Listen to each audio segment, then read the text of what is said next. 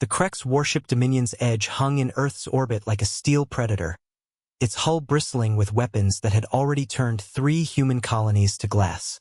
Admiral Marcus Reed stood on the bridge of humanity's last functional battlecruiser, knowing they had perhaps minutes before annihilation. Then the impossible happened. A massive fleet materialized from hyperspace, not Krex reinforcements but something else entirely. Sleek vessels of crystalline design, their surfaces reflecting starlight in impossible patterns. The lead ship transmitted on all frequencies, and the voice that came through made Reed's blood freeze. "This is Commander James Mitchell, formerly of Earth Defense Force. Stand down, Admiral. The cavalry has arrived." Mitchell. The name was legend now. The soldier who'd held the line at Europa Station for 17 hours against overwhelming odds, buying time for civilian transports to escape. He'd been captured 10 years ago when the Krex finally overwhelmed his position. Everyone assumed he was dead. The Krex commander's tentacles writhed in confusion on the viewscreen. "Impossible! You are prisoner. You are. I was your prisoner." Mitchell's voice cut through, cold as vacuum. "Until you made a critical mistake. 10 years ago, Mitchell had been thrown into the Krex labor camps on Thes-6 Prime. The guards had expected him to break like the others, species from a dozen conquered worlds who'd learned to keep their heads down and survive. But humans were different. Where others saw hopelessness, Mitchell saw opportunity. The Vortak prisoners had been their longest, their proud warrior culture crushed after 50 years of captivity. Mitchell started with them, sharing food from his meager rations, teaching them card games during rest periods, listening to their stories of former glory. When the guards beat him for organizing the prisoners into more efficient work crews, he got back up. When they put him in solitary for teaching others to read Krex supply manifests, he memorized the prison's entire layout instead. "You want to know what makes humans special?" Mitchell had asked a young Vortak warrior one night, blood still dripping from cuts earned defending weaker prisoners. "We're too stupid to know when we're beaten." The Krex never understood what was happening. They saw increased productivity and assumed their methods were working. They didn't notice Mitchell teaching combat techniques disguised as calisthenics. They missed the significance of different species beginning to eat together, share stories, develop a crude common language based on Mitchell's English mixed with dozens of alien tongues. When the uprising came, it wasn't just about escape. Mitchell had spent years learning about each species' strengths.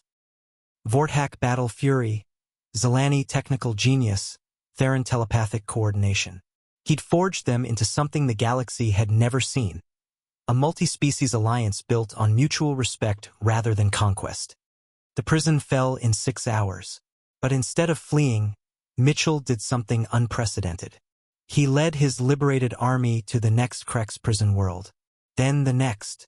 Each victory swelled their ranks, as Mitchell's revolution spread like wildfire through Krex space. "The Terran showed us something we had forgotten," spoke the Vortak fleet commander on an open channel, his scarred face visible on subsidiary screens. "That courage is not the absence of fear, but action in spite of it.